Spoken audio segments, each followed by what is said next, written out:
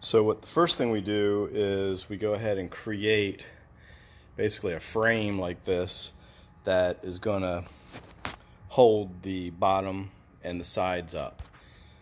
And next we go ahead and put in some, so now I've got the legs put on, and now all I've got to do is flip it over and put the top and sides on. Alright, so now I've got the top put on, and all I need to do is then put the sides around and then put some pond liner on it so that we can keep water.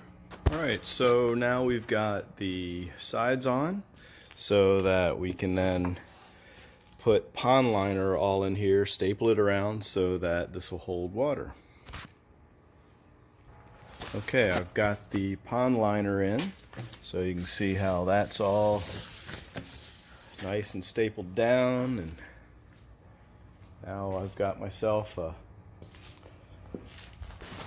nice little area for being able to do a wicking bed. Next thing I need to do is now put in the float valve. Okay, so now I've got the new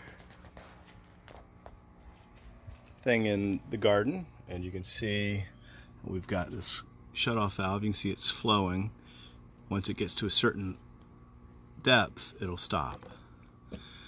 But it's going to take a while to go ahead and fill this thing up. But yep, yet another garden done. So it's still starting to fill up, but I've got some kale in here in a grow bag. And I put a few other pots in here, but eventually I'm going to have this filled up with grow bags like I've got the other garden.